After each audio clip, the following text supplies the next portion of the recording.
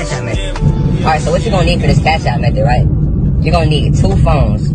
Alright, man, so for this Cash App method, right, you're gonna need 2 phones, right? You can do it with 1 phone, but it makes it way harder, you know what I mean? So, for this method, if you can, you wanna have 2 phones. Alright, so with the second phone, right? Like, your first phone could be like your main phone or whatever. So, say you have Cash App on there. You don't really gotta do nothing to the first phone. This is just where you're gonna receive payments at, right? Now, I would recommend that you have your first Cash App on like a CPN, so there's no way that it can track back to you, because if they look at it, and I've never seen this happen too many times, like where they look at the Cash App and see like where it was sent to and do all the digging to figure it out.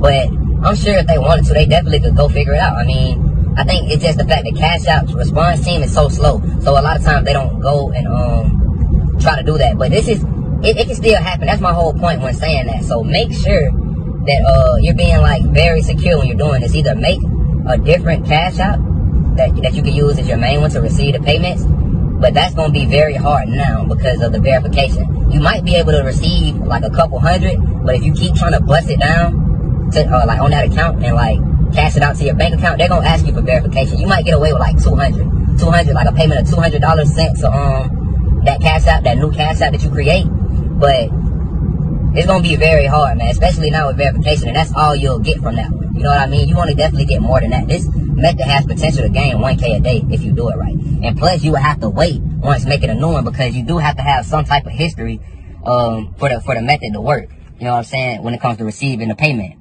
So that's what you'll need for your first one, right? Like I said, for your first one that you're receiving payments on, it could be a regular one that you have, or that you made with a CPN to verify. You can make one with a CPN to verify, right? With your actual name on it, right?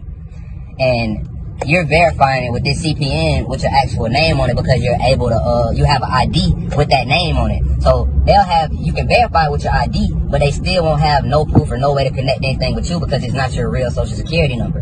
You know what I mean? So that's a way to get around it and be able to verify a Cash App easy. But like I said, that's the long way. That's going to take a little bit longer, you know what I'm saying? Because you have to wait on it to age a little bit and all this type of stuff. The easiest way to go about it